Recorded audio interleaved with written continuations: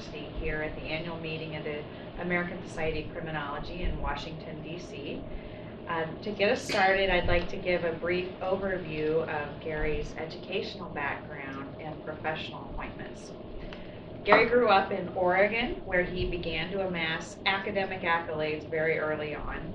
He was valedictorian of his high school class and attended Portland State University, where he received his bachelor's in sociology, graduating with highest honors.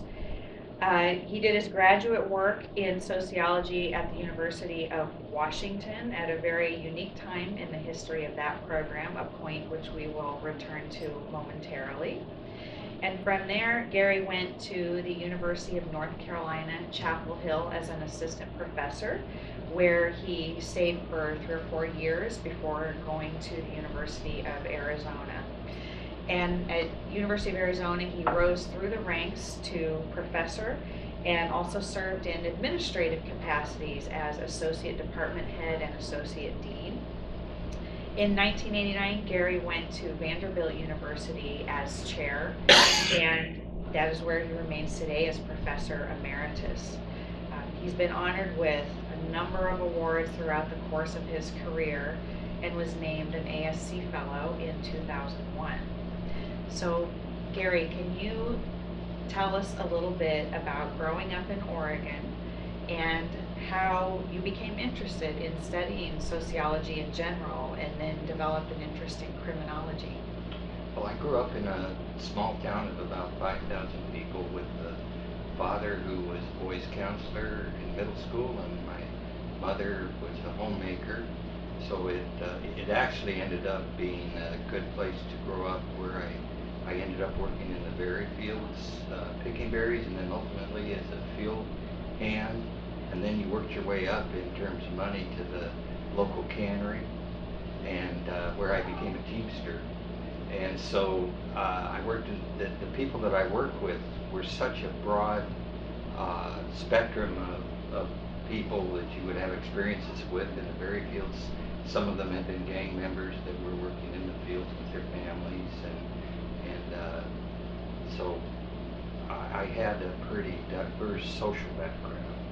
And so when I went to Portland State, I had planned on becoming a math and history teacher, and that actually turned out my latest work on the Path of the Devil is the quantitative analysis of witch hunts over time. It's basically mathematical history, and it's so you ended up studying things that were almost had a science fiction quality to them.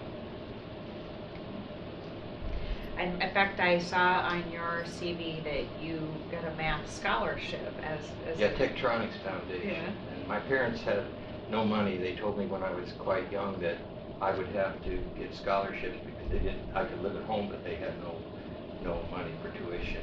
But I ended up getting a Fulbright at Portland State, and it was Portland State ended up a good place to be because for extra money I was hired as an undergraduate research assistant in the Department of Sociology at Portland State. And the guy that I worked with had all these questions. He said, we haven't been able to find anyone who can answer these questions. We wanted to know whether the price trends of drugs had been different from the price trends of anything else. And so I went to libraries and read magazines and learned how to do statistical analysis largely on my own. But what it did was I just loved gathering data and analyzing it, and that was what I loved doing. And in fact, I didn't become interested in crime until pretty far into my graduate career. Was it your experience as an undergraduate research assistant that made you decide to go to graduate school? Yes, but even that was strange. I wanted to be a social worker. You know, where I grew up, you didn't know that much about academia as a field where you could actually get paid to measure things and study things and find relationships. And so it was a good environment for what happened to me later on. But I was mainly interested in doing quantitative analysis. Well, you attended graduate school at the University of Washington at a time when both Ron Akers and Travis Hershey were there as relatively young assistant professors just launching their careers. And you had the opportunity to work closely with both of them. And in fact, I understand that your doctoral dissertation was the first dissertation that Ron Akers chaired, which is really, I think that's just so exciting. So this must have been an amazing time and place to be pursuing graduate work. So Well, can you tell us about that? It was, but you really don't know it at the time. You were told not to have an assistant professor chair your dissertation. If you wanted to get a good job, you needed a high-ranking professor. And of course, Ron and Travis were both assistant professors. I always say I knew Travis before he was the Travis Hershey. I knew Ron Akers before he was the Ron Akers. And in fact, the one event, if I had to say one event that made me turn to studying crime, it was Travis Hershey coming to a graduate class, and he was looking for people who were interested in statistical quantitative analysis of the Richmond Youth Study, which became the basis for causes of delinquency. Causes of delinquency, the most quoted work in criminology in the 20th century. It was, we didn't know that at the time. You know, there's a footnote in there thanking me for doing analysis and stuff. And I spent a lot of time at the computer center analyzing data that would become part of Travis's work. And Travis took off to Berkeley to work on a research project, and so I was passed over to Ron Akers, another assistant professor. I'd have to say that Travis greatly influenced me because I loved analyzing data, collecting data, and here was a guy who had a data set that was where I could actually try to find patterns and try to find relationships. And where they passed me over to Ron Akers, and which turned out to be really great. He became my dissertation chair. Had Travis stayed there, he probably would have been my dissertation chair. But Ron became my dissertation chair, and I became his teaching assistant. I wrote an article for a class, my second year graduate school, that I wanted some comments on, so I gave the paper. It was the one that became Crime Doesn't Pay, Correlates of Shared Misunderstanding, Social Problems in 1969. How many decades ago was that? And I gave the paper to him. He recut and repaste. Those were the days in which cut and paste meant cut and paste, not a computer program. He cut and paste and tape and edit, and he gave it back to me, and I said, well, shouldn't I put your name on it? Look at all the work you did. And he said, no, pass it on. And I'd have to say, Travis, my experience with Travis and my enlightenment in that class that day, coupled with that made me interested that you could test theories. And then Ron Akers taught me how to be a professor with graduate students. And I always remember, pass it on. And I always, under my breath, I'm always saying, pass it on, pass it on. He became a really important mentor.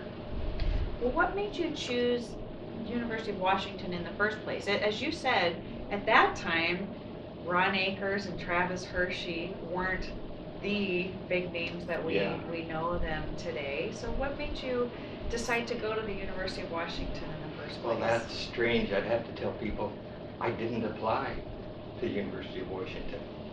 I wanted to stay close to home. I was born in Eugene, and so I had applied for graduate school at the University of Oregon, which, I'm not being derogatory, but it went Marxist within a couple years of that, and they didn't care for quantitative analysis. So, but what happened was Joe Jones, the guy I was an undergraduate research assistant to, he and some faculty went to University of Washington and told them try to recruit me.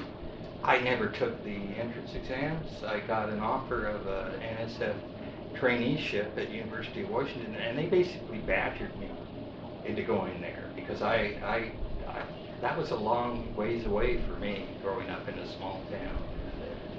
And so it was, I always say I ended up at Washington due to pressure from my faculty.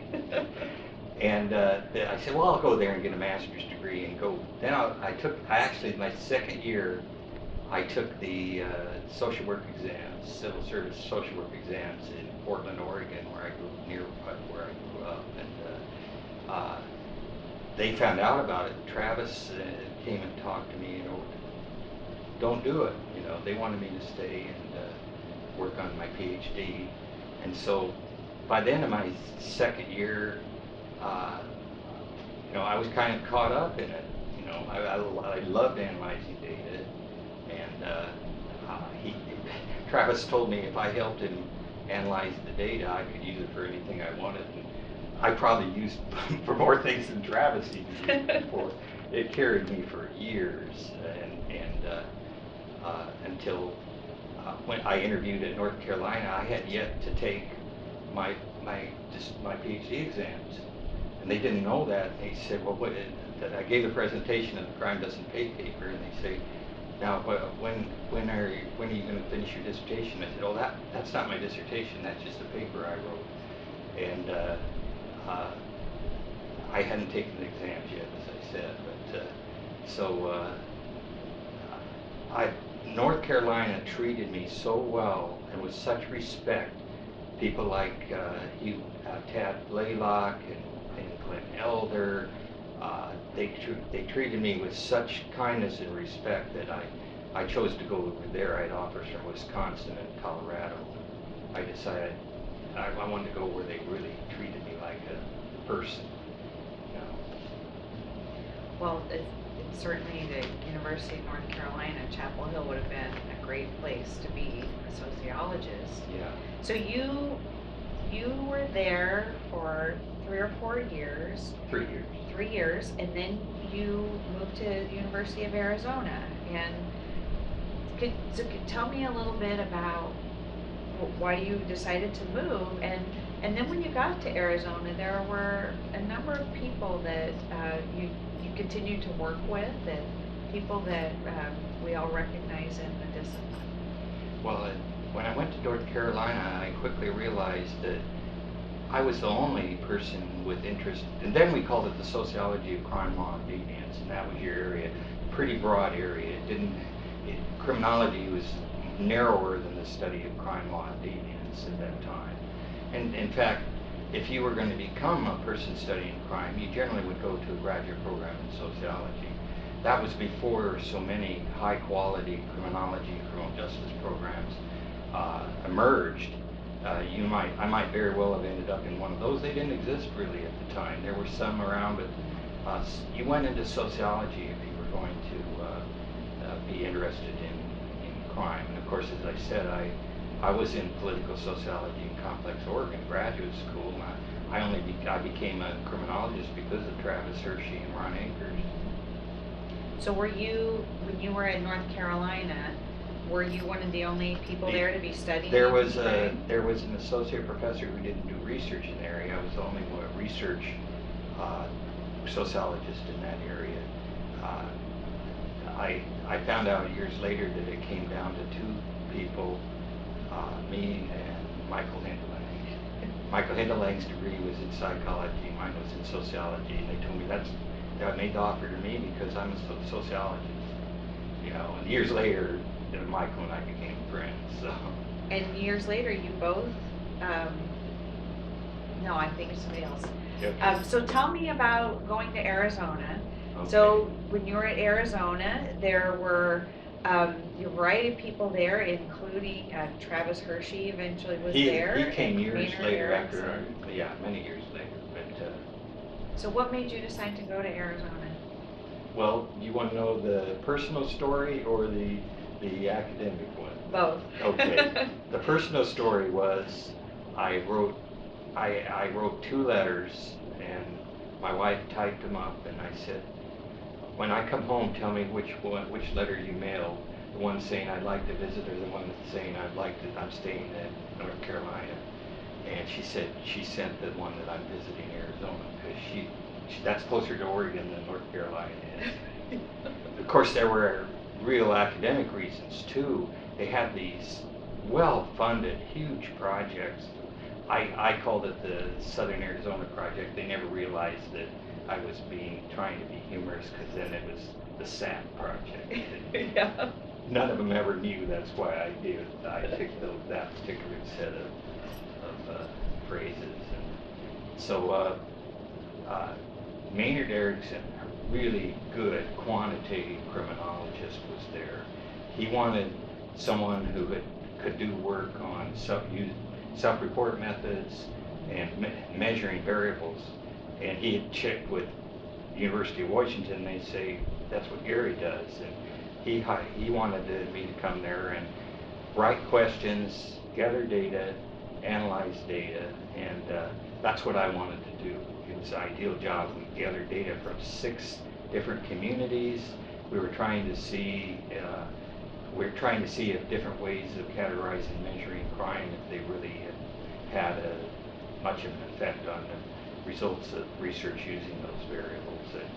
And I loved that sort of work. They basically turned the data collection and analysis over to me in the second year of the project, and they paid for me to write articles, and I just loved it. And then Jack Gibbs came in, and it was a great division of labor because Gibbs was the theoretician, Maynard was the grant getter, and I was the data collector and analyst. And the 3 of us got along tremendously well. You know, Maynard died young, and that really affected me, and I hated losing him. Jack Gibbs moved on to guess where? Vanderbilt University. And then years later, they were looking for a department chair, and I gathered Jack nominated me, and I ended up at Arizona. But it was a wonderful experience at Arizona. Mm-hmm. That's where I first became a department chair and an associate dean. And but I couldn't pass up the offer from Vanderbilt. So one of the things that you've mentioned to me, I think is really interesting, is that when you were at Arizona, there were other people that we would identify as criminologists today, people who were important in the development of our field, but they weren't in sociology. So can you talk about how some of the areas that they were in, you mentioned that when Travis Hershey first came to Arizona, yes, he wasn't hired in a sociology program. No, because there was developing this strain between sociology and criminology. And I won't name the name, but one of the prominent full professors there started referring to our research group as the crime fighters. He meant that as humorous, and I took it humorous. It hurt Maynard deeply. He was never quite the same after that battle. The battle was over a graduate student who, I won't mention what the name was, but one of the most accomplished criminologists in the discipline was in that program, and he had wanted to be with the criminologist, and the other person wanted to do demography, and so there was a battle between the two so severe that one of the faculty would not walk by the other faculty's office. And years later, they apologized for having put me in the middle of that mess, but I survived it. When I went, I could handle any administrative task after the experience I had with the conflicts. Travis was brought into Arizona in management, and he ended up in a Centennial Professor in sociology, but he experienced that too, that strain with the department between the so-called crime fighters and other sociologists. Now we see them really becoming separate disciplines. That's something I'd like to talk about today, but maybe before we do that, I'd like to talk a little bit more about your work. Okay. And you have published in a wide range of areas related to criminology, delinquency, deviance, gender, um, and theory testing has been a prominent theme in your work. How would you describe some of the themes that run through your work? If someone who wasn't familiar with your CV, how would you describe the areas that you've worked in and the things that you've thought are important to study in criminology?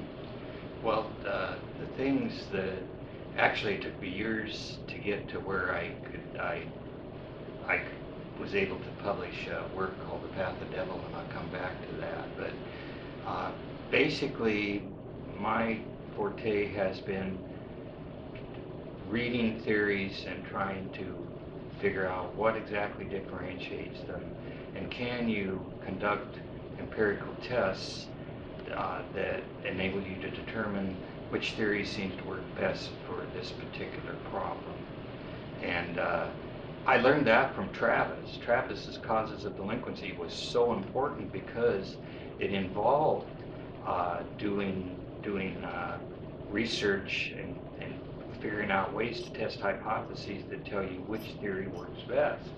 I was in a strange place because I was caught between Travis as this prominent social control theorist and Akers as a prominent social learning theorist. And I didn't take sides. My view was, I'll look at them both and see what the data suggests. And I've never been known to advocate a theory. I didn't advocate a theory until I was near retirement, when I figured, well, I can finally say this is the theory that I can live with the most, because it allows me to say the things I want to say, and I think the data supported the basic dimensions of social learning theory very well. People might notice that Ron and I never wrote anything until when? 2000 and I don't even remember the date, 2006 or 7. I worked on my own, and I worked with graduate students at Vanderbilt. So I had wanted to ask you about that because I knew that he chaired your dissertation, but as you said, it's only been relatively recently that you have published with Ron. Yet I know he was an influence on your Originally, career. I loved control theory because it was so simple, and the data support it as far as it went. But the one issue of the effect of peers and peer group type variables and things, and there are issues you can raise with social learning theory that have been rejected by social control theory. And so I finally decided, well, I'm probably not going to do a whole lot more theory testing. I retired in 2011. I'm coming on 72 years of age, and I might as well say, well, this is the one I like the best. And so I asked Ron if we could talk the Rutgers series, doing one on social learning theory, and he said he'd love to do that. So he and I put out a work on social learning theory, where we wrote chapters and worked together very well over the years. And now Ron's retired and having some health problems. I hope that's okay to say. And he turns things over to me on social learning theory. He says, Gary, I told him that you should write this article, and so we became closer, and as a result of that, we were in many ways back to where I was when I started working with him all those years before. So you've been involved in testing theories, measuring crime and delinquency for most of your career, and you talked about now, as you more recently you felt comfortable advocating social learning theory, writing about it, but over the years you tested a number of theories and have been involved in some of the discussions, the debates that have gone on in the field about the relevance of different theories and their applicability. When when I was a graduate student in the 90s in your program, some of those discussions focused on, for example, power control theory and control balance theory. When you think about the intellectual debate that you've been involved in and the testing of theories, the measurement that you've done, what do you identify some of the more influential pieces that you've written and things that have impacted maybe the direction of theory in criminology and delinquency?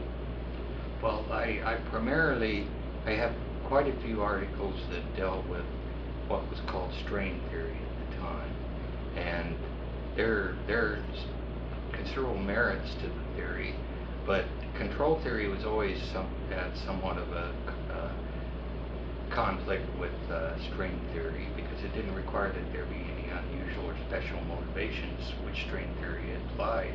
In fact, the reason that control theory originally appealed to me working with Travis was because it was like quantum physics. It doesn't care about why individual particles are where they are. What it's concerned about is what's the probability of this mass of particles getting to this point, and can we identify what are the characteristics and the barriers that would stop it? That's social control theory. And because I was a mathematical criminologist and interested in those issues, that became a real appeal to me. When I started having to add variables and add possible motivations, I was a little disappointed because I wanted reality to be more like quantum physics in its theories than it turned out to be.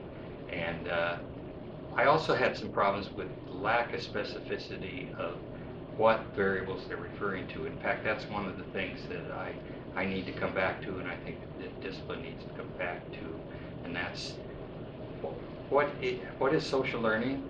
How does it differ from socialization? How does it differ from social control?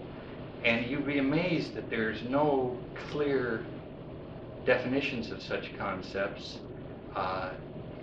You search for them, you don't find. You find people attempting to define things, but they don't say I call it the three S's. How does socialization, social control, and social learning, they don't all refer to exactly the same thing, and no one has tried to ferret out those distinct meanings that enable you to push criminological research and theory-related research into new areas. But the most critical problem has always been the view that survey data, self-report data, can only be used for studying minor crimes. I've never understood that, especially when you look that 50% of the Uniform Crime Index are minor crimes. Shoplifting's in there. There's nothing particularly weak about the measures of self-report delinquency that we use. And now that we have monitoring the future data over since 1975, we're getting on half a century. And when I use some of their items, the patterns over time are nearly identical to patterns using official statistics. And I still am a champion of the use of survey methods for measuring crime, but it requires that you establish those relationships, but it doesn't work, in my view, to just dismiss stuff because it's based on self-report data when they don't do any better with any other form of data. And so I've always been involved in this controversy over which I think is wrong, of defining survey data as inappropriate for studying even serious crimes. I think there have been a lot of ways that your work has, you've continued to ask the questions that have helped move our discipline along, and how we think about criminological theory and causes of delinquency. So one of the next things I wanted to ask you about, you've studied the correlates of delinquency crime as well. You have work that's looked at social class, at age, but gender is a theme that runs through a lot of your work. And I'm wondering if you could talk a little bit about how you became interested in gender and crime and delinquency, and kind of your approach to studying it. Yeah. You know, a lot of times people forget that causes of delinquency was based only on white males. And so the theories, my concern has always been, well, does it apply to broader categories? And then once you extend it to broader categories, for example, how would you explain the gender difference? What variables would you introduce to explain the gender difference? That's not going to be answered in Causes of Delinquency, which is a remarkable book and limited so that it could establish a pattern, a way of analyzing things and theorizing about things. And so when I went to North Carolina, I worked with a graduate student, Raymond Eve, who moved on to Texas Arlington, and we wrote an article called Sex Differences in Delinquency.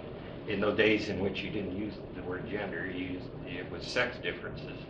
And we were able to show that most of the sex difference could be explained with variables derived from social control theory, and variables had it been called that would have been social learning theory at the time.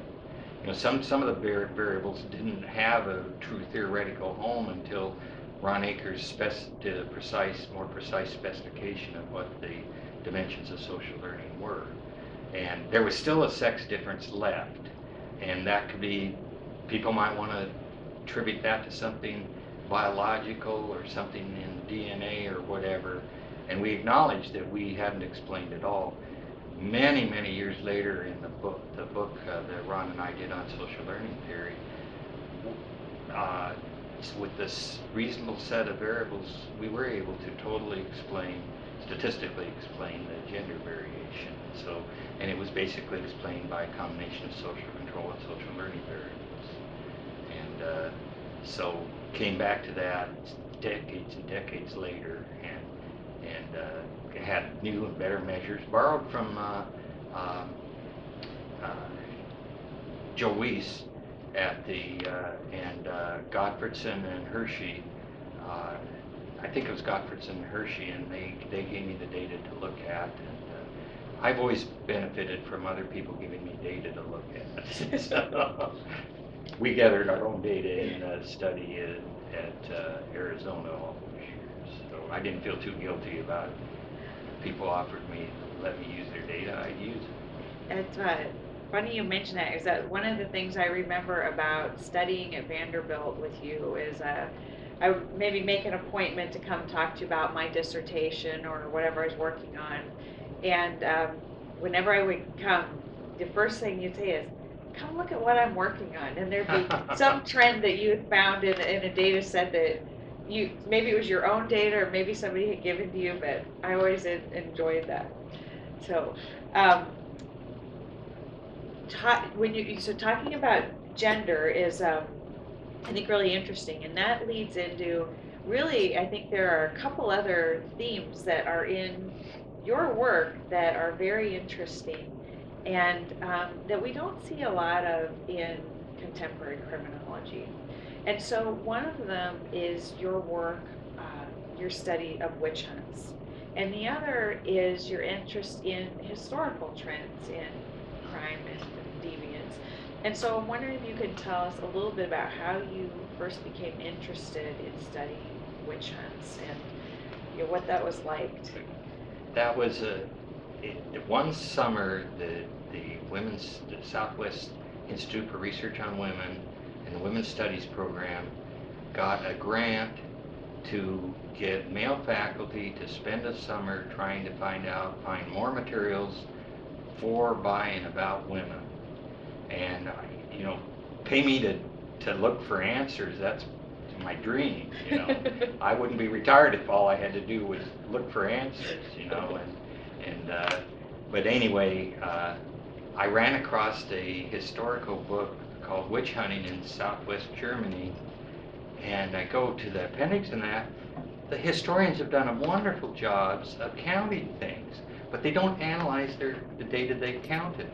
And he had, in the appendix, he had all this data on communities that had witch trials, how many executions there were in the communities, where they were, what date. And so it occurred to me, I could take all of that historical data. I always tell historians, I have more confidence in your data than you have in your data. And I basically am analyzing your data on the assumption that it's picking up real meaningful variations. And so I applied to National Science Foundation for funds to do quantitative time series analysis of variation in trials and executions involving witches over about a 2 to 3 century span of time. When we got the data collected and I started writing on it, and I'd say, oh, it's going to be 5 chapters.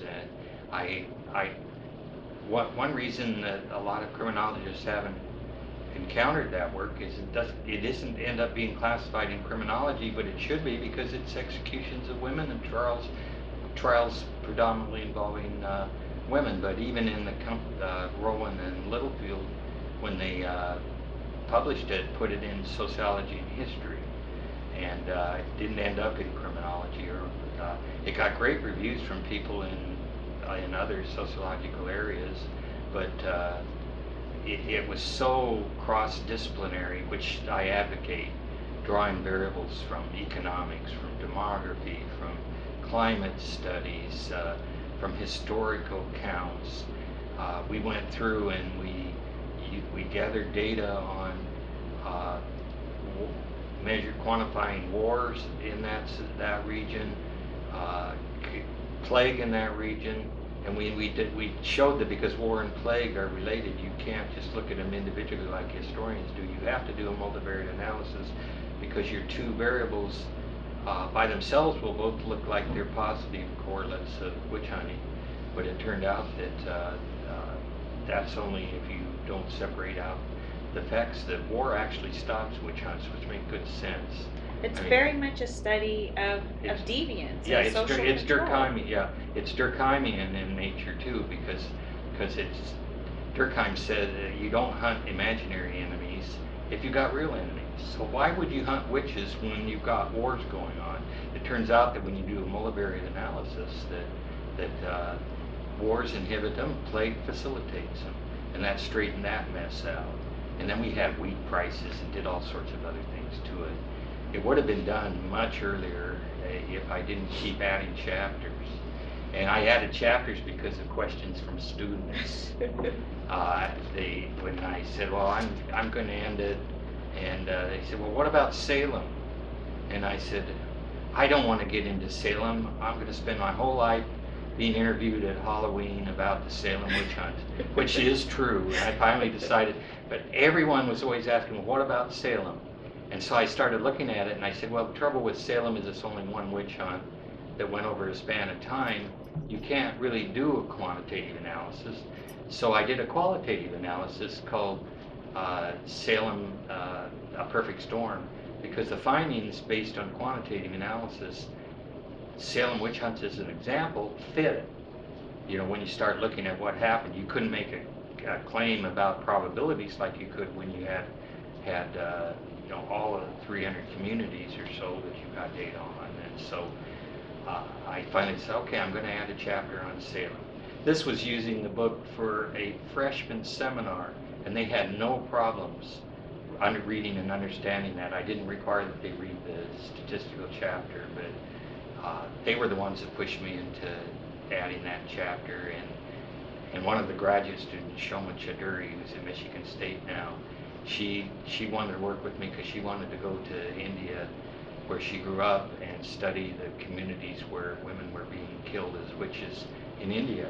And that's going to be an award-winning book. It's already got great reviews on witch hunts in the tea plantation area of India. I like a lot of your work. But I've always enjoyed the Path of the Devil project. When I was a student, you were still working on it, and so we got to read some of the chapters in Deviance class.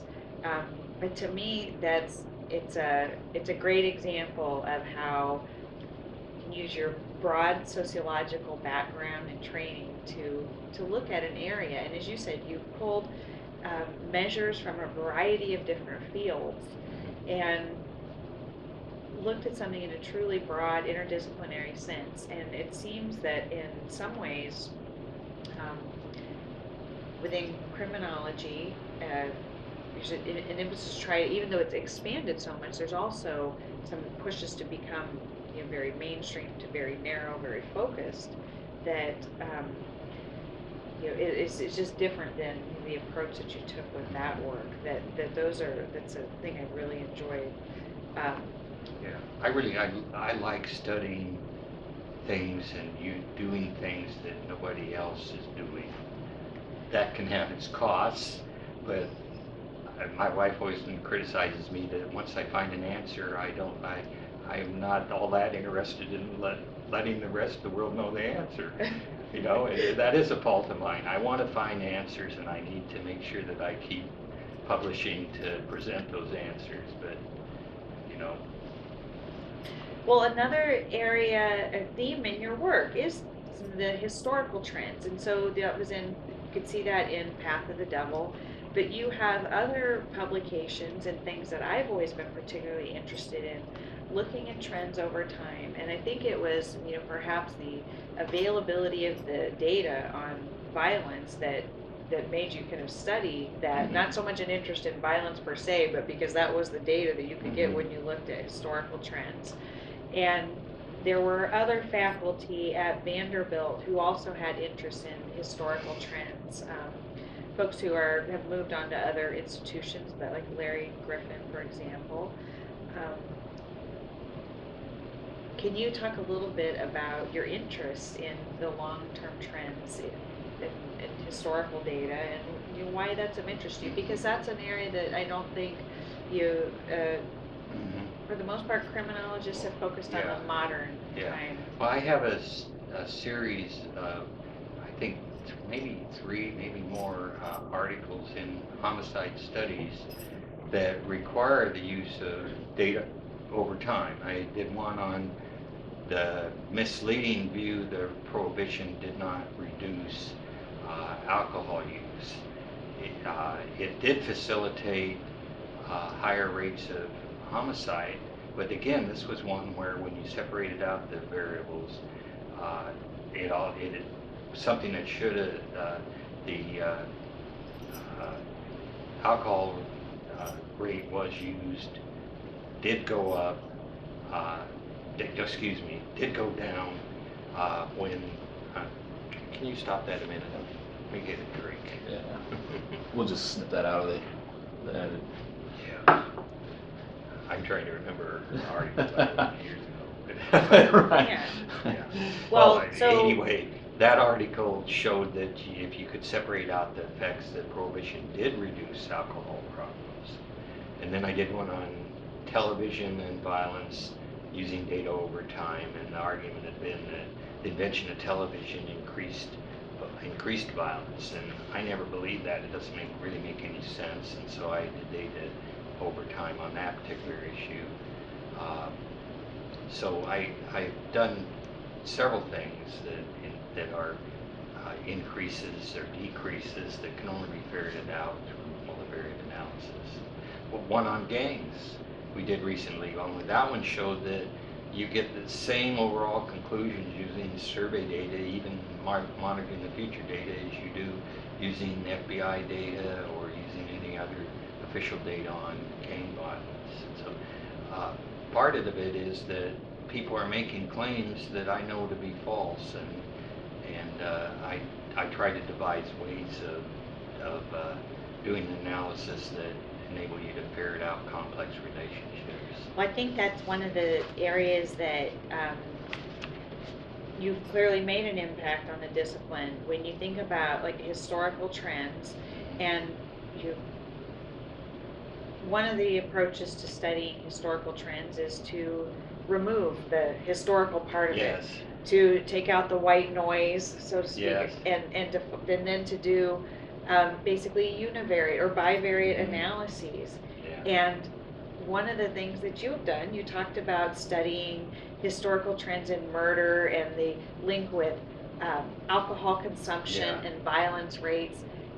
As you bring in multiple variables and try to explain the trends that we see in a different approach. And Mhm. so there's that methodological impact. Well, it surprised me. I was reviewing an article for I think it was Criminology on that, and they were testing a theory about variation in violence or some variable over time, and they said, you know, because of autocorrelation, you have to difference the data. Of course, when you difference, they go through their manipulations. When they're done, you generally do that for very intricate relationships, but basically they were taking what most people were trying to explain out of the analysis, and that if you need to explain both the variations and, if you can, what's left after you do all these statistical manipulations. But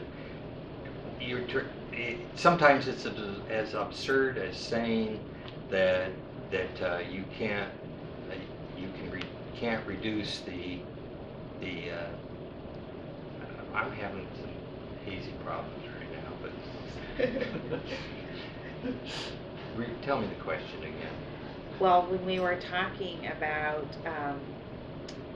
some of the work on historical trends, so you, made okay. contributions to the substantive literature, yeah. but to the methodological Yeah. approaches as well. It was as absurd as testing a claim about variation in trends with detrended data. Right. And that's what I was trying to think of. And did that paper quite a while in the past, but I always say, okay, let's get this straight. And you know what the journal editor said to me? Because it was a second review, since that wasn't raised in the first review, he said, you're right, but that wasn't raised in the first review, so so they couldn't use that as a reason for rejecting an article. But you know, to explain trends with detrended data, just hit your head. So you are now Professor Emeritus. You've been a department chair at Vanderbilt in not a number of terms in sociology, but you've also been asked to serve as chair in other departments as they've gone through transition periods. Over your career, you've published more than 70 articles, 7 or 8 books, many of which are in advanced editions. So, and you've worked with a lot of students, and I feel very fortunate to have been one of them. So when you think about all of the things that characterize your career, what would you say are some of the defining characteristics of your research, your approach to scholarship? And I think that measurement is one of them, yes. but what else would you say? If there's a topic that has been avoided because of lack of data or lack of precise enough data to test theories, that's been rejected without attempting to test theories, that's where I've spent most of my career. I'm also, though, the Path of the Devil was probably, I spent, I think, 20 years on the Path of the Devil. I published other things in the interim, but the Path of the Devil was after I did the Path of the Devil, I virtually said, I don't know if I can do any better. You know, I thought I did the best job I could in that particular work, and I'm very proud of the textbook that went through 4 editions, partly because I was told not to waste my time on the textbook if I wanted to get tenure, and so that actually spurred me to do it, because I had enough articles to get tenure anyway. But 1980, the first version of that came out, and I tried to write a textbook that was comprehensive, and where you tried to answer questions, you know, and tried to present speculative answers, and then it went through 4th editions, and of course it changed every time.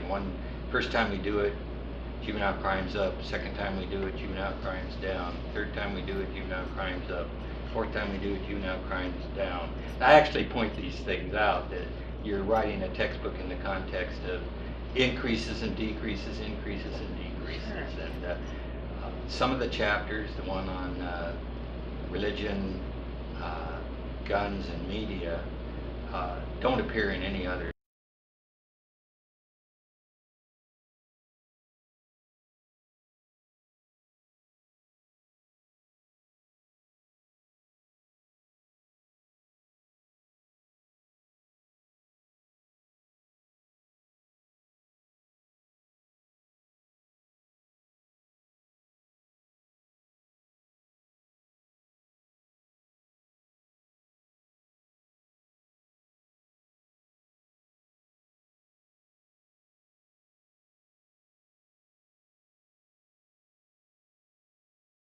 The students that you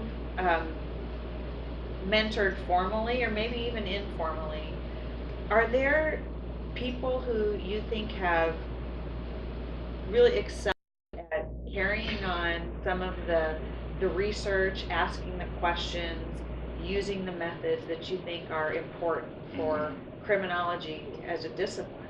Yeah. Well, I always have to note that you were one of my best students. Your favorite, undoubtedly. Yes. And but there were some whose dissertation I was on. I chaired 20 dissertations and probably sat in on as a member for 20 or 30 more. And but some of the students that have done particularly well.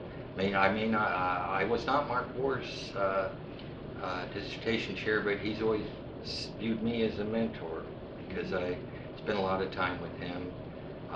David Brownfield and I published several different things together. I won't start naming all of them because then I'm bound to leave one out. Most recently, Shoma Chaudhary doing the study of witch hunts in India. One of my students, Jared Thibodeau, we co-authored the article on measuring media attention and gang behavior over time. And I'm sure I'm leaving out others who would say you didn't mention me. I wrote them down, but I'm not sure I should present them. But quite a few students. I wouldn't limit it to those students who were stellar products of the program that we had, but they all published. Most have tenure. I often had some that took a lot of work. Others didn't take a lot of work. You and Rosie Noble were two that took very little work.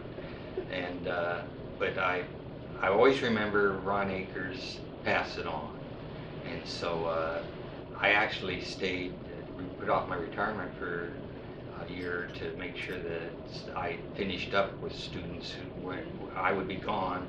They don't allow Professor Emeriti to be chairs of departments, and so they would have to be assigned to someone else. And so I made sure that they had a publication before they had to move on.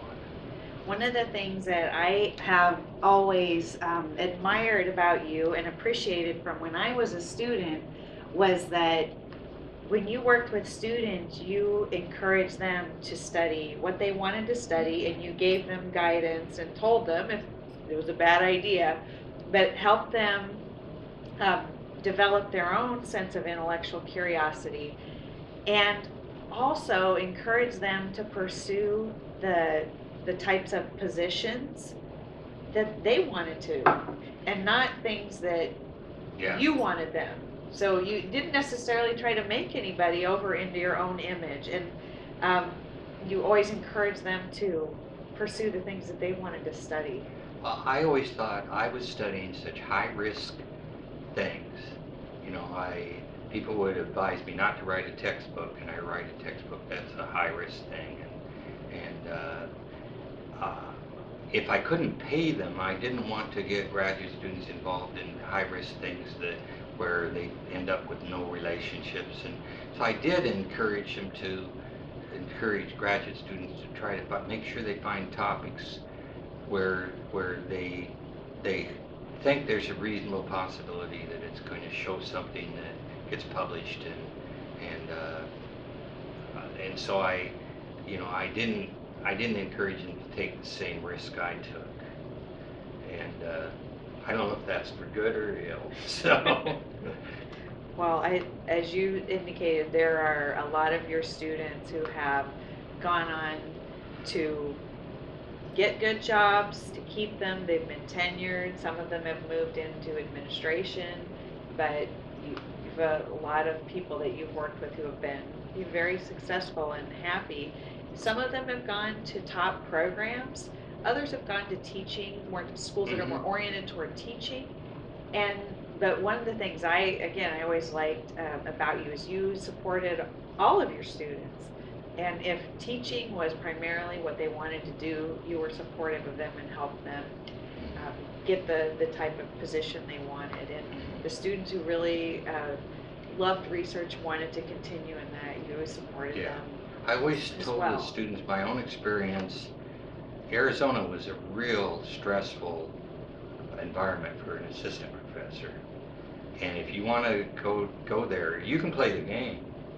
And I played the game, if you want to call it that, and did very well at it. But you better be ready to view it as almost a rat race. I tried to get out.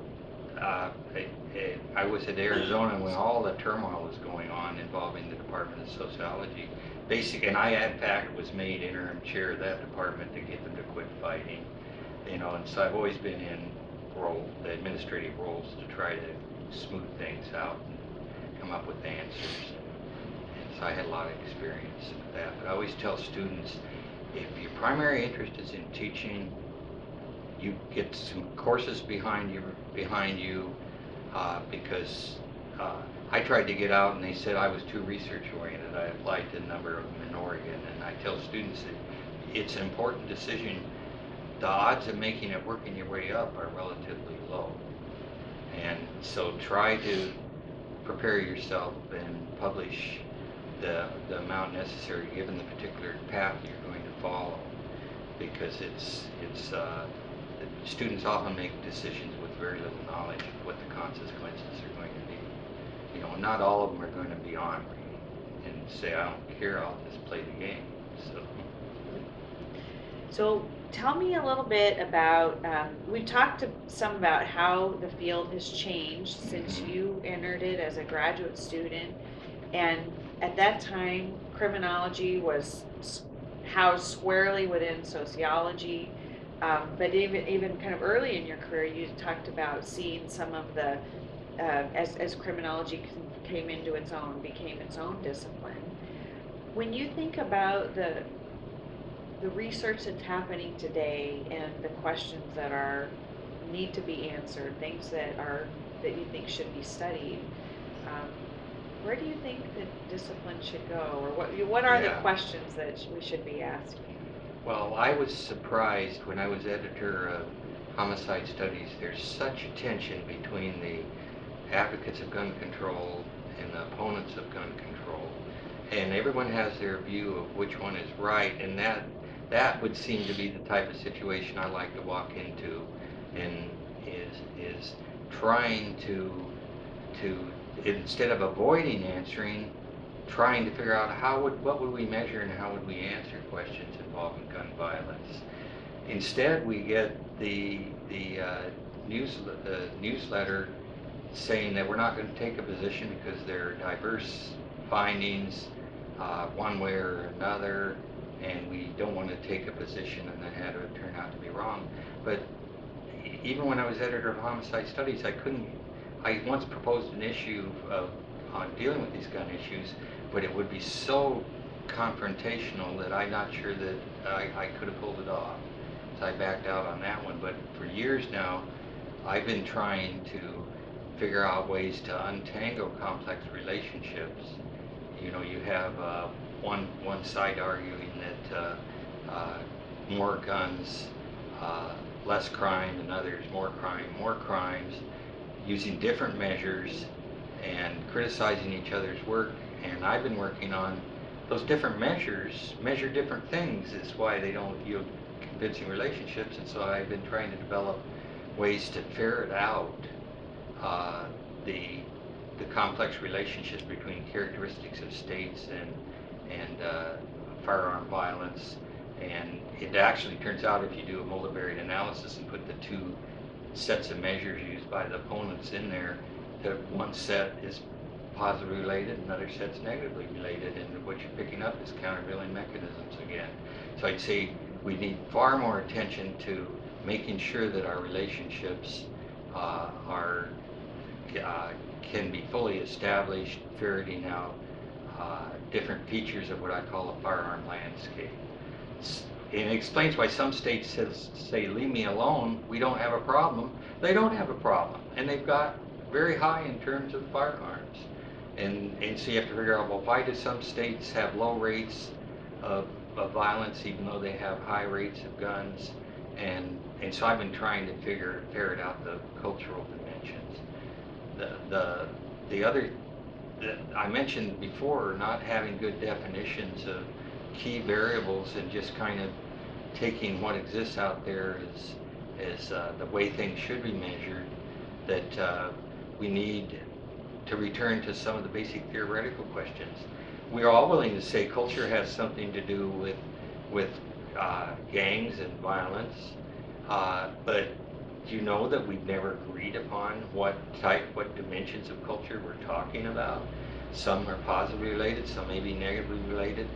I think we need to return to some basic broad theoretical distinctions, come to some form of agreement. I've been sending Ron things, and he will start out saying, well, I think social learning encompasses that, and then he gets to the end and he says, well, you may be right that the social learning doesn't encompass all sociological variables, and so I would advocate I have to admit that being retired, I don't follow it as intricately as I used to follow it, but I still don't think anyone's paying much attention to differentiating concepts. Do you think that the discipline has grown so much that there's almost too much specialization within it when you talk about returning to some of these basic ideas? Yeah, and but that's actually true in sociology too. The Path of the Devil, they kept asking me, well, what discipline is it? And I'd say it's sociology. Well, what kind of sociology? Sociology, you know.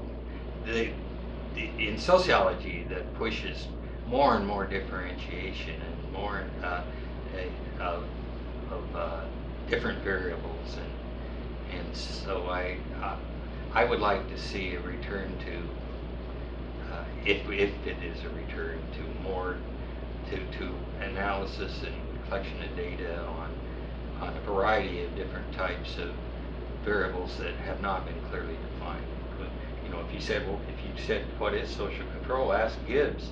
Gibbs has a whole book on it, and he was one of my mentors. But attention to basic concepts and even culture. Well, so there's one last question I want to ask you today. It's actually two questions, but they're related. So, when you think about the choices that you've made in your career, be it the topics you've chosen to study or where you worked, whatnot, is there anything that you would have done differently if you had the chance? And kind of on the related question is, what advice would you give young scholars who are coming out today, people who want to be successful in criminology? Well, first of all, they shouldn't make that decision until their third year graduate school. Your first 2 years, you're just learning what you have to make decisions about, and then you'll start thinking, well, I got to get a job, and what should I concentrate on? The people who succeed are people who do things they're truly interested in. And I'd have to say, I don't think I do anything particularly different in my career. I always studied things where I didn't think their answers were out there, and I think I could find better answers through better measurement and better analysis. And I can't say that I would do anything different. I mean, I was pushed into going to graduate school, and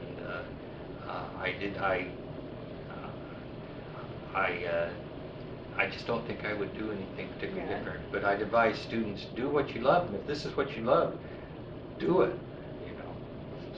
So how have so one more question, how have some of your interests to search for better measurement, explain things that haven't been explained, how has that led into some of your more recent interests in sociology? Yeah, I've been working, and I don't know, it may be, but it's so high risk sometimes I say, I put it down and go walk the dog. I'm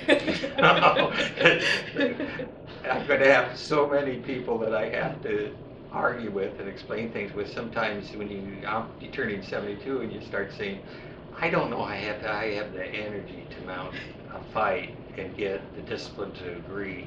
I'm working on a primer on the sociology of crime, and the first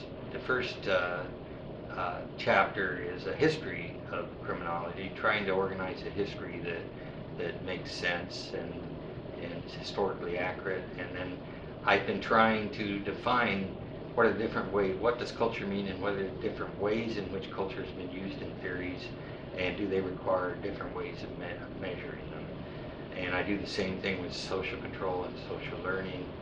And then the chapter 6 of my delinquency text, I own the copyrights on these works, so I can do what I want with them. But, the third chapter is on classifying theories in terms of 3 basic questions. The other thing I've been doing is Randy Hodson, not a criminologist, he's in professions and occupations, and he was asked to find someone he could work with on how chronological theory can be used in the study of workplace deviance. Because it's been a relatively atheoretical field, or it just bothers haphazardly some concepts or variables. And so he and I were asked to write an introductory chapter for a book on workplace crime and violence, on how sociology is relevant to that field. And it started to be picked up because I said there were 3 basic questions that theories could ask, and that every article that they sent in this, they were going to include in this book of readings, it involved one or another of those theories. But they don't know it, because people this was people in organizations and management, they've never read criminological theory. Mm-hmm. And I think that's a big mistake. And in fact, they often start out as if there was no prior theory and research, other than general references to white-collar crime. And so he and I have got 2 or 3 articles out that my role has been to show how 3 basic questions have to be answered before you can decide what type of theory your article is. And I've been working on that. Well, and you've mentioned, just as we've been talking, that the importance you think of having an interdisciplinary approach, thinking more broadly than maybe just within criminology or even the specialty area of criminology. Yeah. You tend to get siloed and not realize that other work can have its bearing. Yeah, I love interdisciplinary work, and how do you, and it usually turns out that people you're working with get fascinated with criminological theory. Well, I would like to thank you for taking the time to talk with me today. It's impossible to cover all of the things that you've done in the span of an hour. Are there other things that you think are important that you would want to talk about in terms of how your work has affected the field that I have not asked about? No. No? I hate to say that, but My first article was 1969, and you look, I can't believe how that article came out, and I still remember how I felt when it was accepted. I went out to eat at a Chinese restaurant because I got an article accepted in Social Problems, and it was, I think, my second or third year of graduate school, and I haven't really changed that much in terms of, that was one of the first studies using survey methods to test deterrence theory, even though I didn't know it was deterrence theory I was testing. And the way things go now, if I would, I don't like things getting too precise in terms of being, unless you're recognizing that it is, and coming up with a very precise test that adds one variable to this analysis. That's the stuff I've never done, and of course it's probably kept me from publishing as much as I could. I'll look at, I like to ask bigger questions that people don't think can be answered quantitatively. And of course there are many things that have been dead ends that I'm not talking about. Yeah. All right, well, thank you very much Okay. for talking with me today. Yeah. Okay.